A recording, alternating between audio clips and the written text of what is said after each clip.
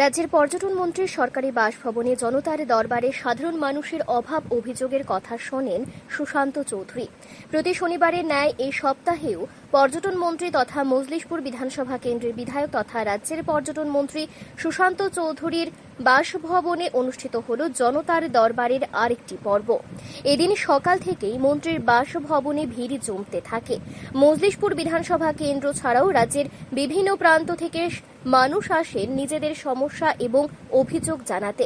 সাধারণ মানুষ একে একে মন্ত্রীর সঙ্গে দেখা করে নিজেদের অভাব অভিযোগ তুলে ধরেন। কারোর এলাকায় পানীয় জলের সংকট, কারোর রাস্তা মেরামতের দাবি, আবার কেউ বা ব্যক্তিগত সমস্যার সমাধান চেয়ে মন্ত্রীর শরণাপন্ন হন। মন্ত্রী সুশান্ত চৌধুরী মনোযোগ দিয়ে সকলের কথা শোনেন এবং সংশ্লিষ্ট দপ্তরের আধিকারিকদের সঙ্গে যোগাযোগ করে সমস্যাগুলি দ্রুত সমাধানের চেষ্টা করেন। তিনি উপস্থিত প্রত্যেককে আশ্বস্ত করেন যে সরকারের লক্ষ্য মানুষের পাশে দাঁড়ানো এবং প্রতিটি যৌক্তিক সমস্যার যথাযথ সমাধান করা হবে। জনতার দরবার মূলত মন্ত্রী এবং সাধারণ মানুষের মধ্যে সরাসরি যোগাযোগের একটি গুরুত্বপূর্ণ মাধ্যম হয়ে উঠেছে। এই উদ্যোগের মাধ্যমে মানুষ নিজেদের প্রতিনিধি এবং সরকারের কাছে সরাসরি বক্তব্য পৌঁছে দেওয়ার সুযোগ পাচ্ছেন। উপস্থিত সাধারণ মানুষ মন্ত্রীর উদ্যোগ এবং সমস্যার সমাধানে তার ইতিবাচক ভূমিকার প্রশংসা করেন। জনদরবার মানে হচ্ছে জনগণ তাদের সমস্যাগুলো নিয়ে আমাদের কাছে আসেন জনপ্রতিনিধি হিসাবে, এবং 2018 সালে বিধায়ক হওয়ার পর থেকেই আমি আমার এলাকার মানুষের সঙ্গে কথা বলি।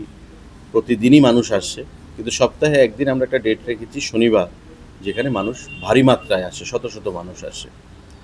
আমরা দেখেছেন যে আমাদের মাননীয় মুখ্যমন্ত্রী সমীপেশু যে কর্মসূচি সপ্তাহে একবার করে থাকেন, এবং আমাদের রাজ্যের মন্ত্রীরা বিধায়করা প্রত্যেকেই যার যার বিধানসভা ক্ষেত্রে এই কর্মসূচিগুলো পালন করে যাচ্ছেন।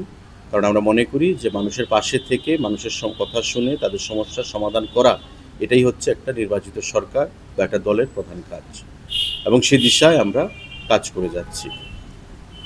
আমার এই বিধানসভা কেন্দ্র থেকে যে মানুষ আসেন আর্থিক সমস্যা নিয়ে, তাদের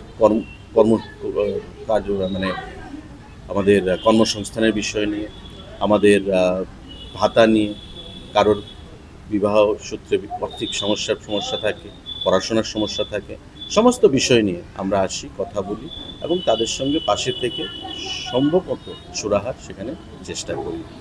আগামী দিনে আমাদের সেই প্রচেষ্টা জারি থাকবে, এবং মানুষ যাতে জনপ্রতিনিধিদের সঙ্গে কোনো ধরনের ডিস্টেন্স তৈরি না হয়, সেই জিনিসটা মাথায় রেখেই আমরা কর্মসূচি চালিয়ে যেতে চাই।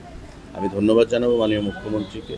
উনিও আমাদেরকে প্রেরণা যোগান, যাতে করে আমরা ওনার মুখ্যমন্ত্রীর সমাবেশে যে কর্মসূচি সেটাকে অনুসরণ করে আগামী দিনে মানুষের পাশে থেকে আমরা যেন মানুষের যে সমস্যাগুলো শুনে সেগুলো সুরাহা করার বন্দোবস্ত করি, এবং এক সময়ে সমস্ত সমস্যা সমাধান করা সম্ভব নয়, কিন্তু যে সমস্ত জিনিসগুলো মানুষের বেসিক নিড, সেই বেসিক জিনিসগুলো যেন আমরা মানুষের পাশে থেকে তাদের সমস্যার সমাধান করতে পারি, সেটাই হচ্ছে আমাদের জনদরবারের সেখানে প্রধান উদ্দেশ্য এবং প্রধান লক্ষ্য।